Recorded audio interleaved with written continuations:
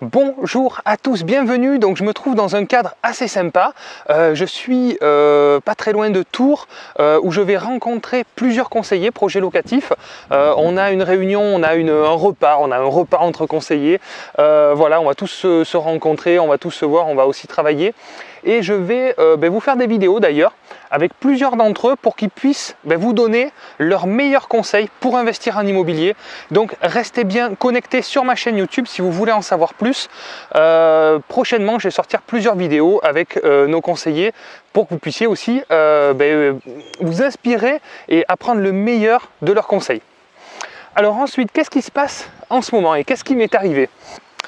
Alors, il m'est arrivé pas mal de choses. Donc, pour commencer, quelque chose qui est la chose la moins, on va dire, la moins importante, mais qui est quand même embêtante.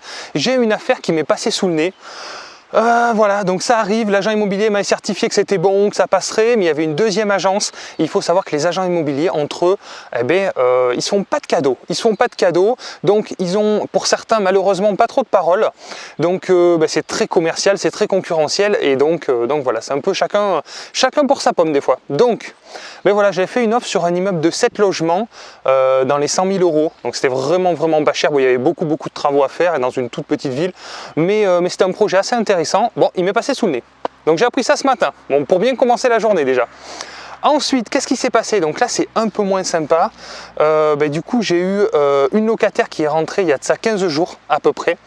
Dans un logement, il manquait que la chaudière à poser. Et donc, mon artisan m'avait certifié de poser la chaudière dans le lendemain ou le surlendemain. Chose qu'il n'a pas fait puisqu'il a eu d'autres soucis à gérer. Mais le froid est arrivé et malheureusement, elle n'a pas pu se chauffer. Donc l'eau chaude, bon, elle avait l'eau chaude parce qu'il y avait un ballon d'eau, donc ça posait pas de problème. Mais le chauffage, elle n'a pas pu se chauffer. Donc là, c'est vraiment compliqué. Qu'est-ce qui s'est passé? Elle a été obligée d'aller retourner vivre dans sa famille, chez sa mère. Donc ça, c'est embêtant puisqu'elle avait un enfant bas âge. Donc j'ai demandé à mon artisan de lui amener des radiateurs électriques pour la dépanner en attendant qu'il puisse poser la chaudière. Mais bon, du coup, elle est partie vivre chez sa mère en attendant. Donc ça, c'est vraiment pas quelque chose qui fait plaisir. Quand on est un investisseur où on aime bien faire les choses, où on fait attention à ce que tout soit bien pour nos clients locataires, on peut dire ça. Et quand on arrive dans ce genre de situation, c'est vraiment pas cool, quoi. Donc ça, c'est la première galère. Mais ça ne s'arrête pas là, heureusement. Non, malheureusement, j'allais dire. Ensuite, qu'est-ce qui s'est passé? Aujourd'hui, j'ai une locataire qui est rentrée dans un logement. J'ai un artisan qui était en retard, bon, il y a souvent des retards, et qu'est-ce qui s'est passé? Elle est arrivée pour rentrer dans le logement, l'artisan en question n'avait pas posé la chaudière. Donc là, c'est quand même embêtant.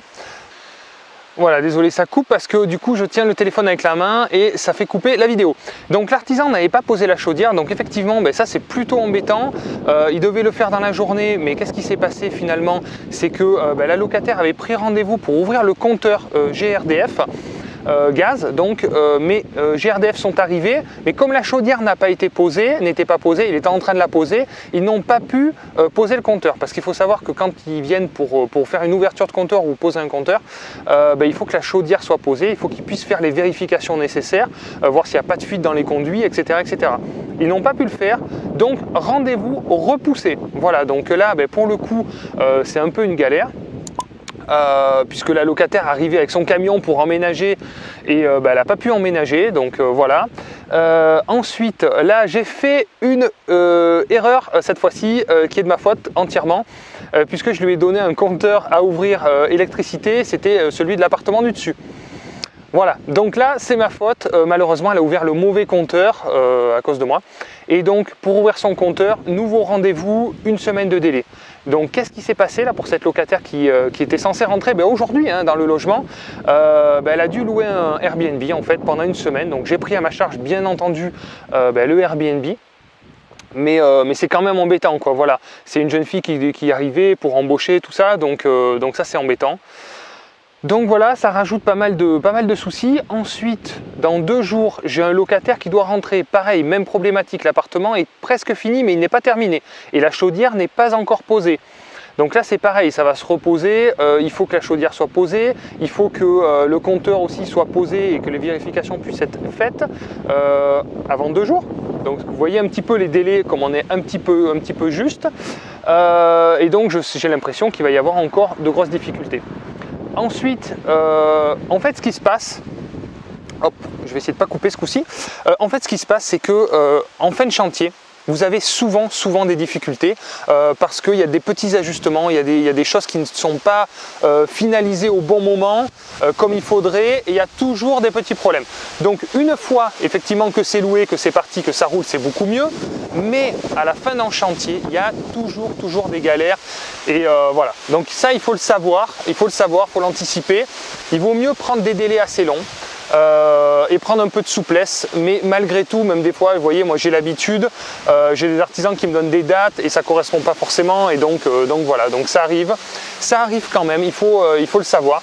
Bon, ensuite, c'est pareil, ça va s'enchaîner parce que vous avez vu, j'ai 5 immeubles en cours de travaux en ce moment, donc ça y est, tout est en train de se terminer, tout est en train de se louer, donc c'est les dernières petites difficultés avant, on va dire, le plaisir de la location et des revenus un petit peu passifs, quoi. Et donc j'ai un autre appartement qui lui est loué dans 3 semaines, mais pareil, il y a encore de la terre au sol, donc je ne sais pas si l'artisan sera dans les clous. Et là c'est pareil, sur un autre immeuble, je fais passer une autre entreprise, j'ai jonglé parce qu'on était trop ric-rac. Voilà, donc quelques petites galères pour vous dire que voilà, l'immobilier c'est aussi ça. Vous voyez, on est super bien là, franchement, le cadre est super agréable, hein. Là, j'ai trouvé un bon petit coin pour vous faire la vidéo. Donc voilà, c'est pour vous dire que rien de bien grave en soi. Des difficultés, c'est toujours embêtant. Donc la locataire qui devait rentrer aujourd'hui, j'ai eu donc sa maman au téléphone avec qui je me suis entretenu, et bien sûr je me suis excusé. J'ai dit qu'on prendrait en charge bien sûr la location du Airbnb pour sa fille pendant une semaine, que tout rentrerait dans l'ordre, etc. On va faire passer une société de ménage aussi pour lui rendre l'appartement impeccable. Mais voilà, c'est embêtant. Franchement, c'est embêtant. C'est le quotidien d'investisseur. Alors heureusement, c'est pas tous les jours comme ça, hein, rassurez-vous. Mais quand ça arrive, eh ben, c'est embêtant. Voilà, donc voilà ce que je voulais vous partager avec vous aujourd'hui. Les soucis, il faut pouvoir arriver à digérer aussi tous ces soucis. Parce que là, aujourd'hui, c'est les travaux, c'est la fin du chantier, c'est la mise en place des locataires, etc. Mais peut-être que demain, ça sera d'autres difficultés, d'autres problèmes à gérer. Et il y en a toujours en immobilier, et donc il faut être préparé à ça, il faut avoir cette capacité aussi à absorber ce genre de difficultés sans être trop impacté personnellement, sinon vous allez mal le vivre, vous allez mal le supporter, et il faut avoir quand même une certaine distance avec tout ça. Merci à tous d'avoir regardé la vidéo. Dites-moi dans les commentaires quelles sont vos galères, vous, qu'est-ce que vous avez rencontré, parce que je sais que vous êtes de plus en plus nombreux à me suivre, vous avez aussi pas mal investi. Dites-moi dans les commentaires ce que vous en pensez. Mettez-moi un petit like si ça vous plaît, quand je partage aussi les difficultés, et pas que le bon côté, et pas que voilà, les avantages à investir en immobilier.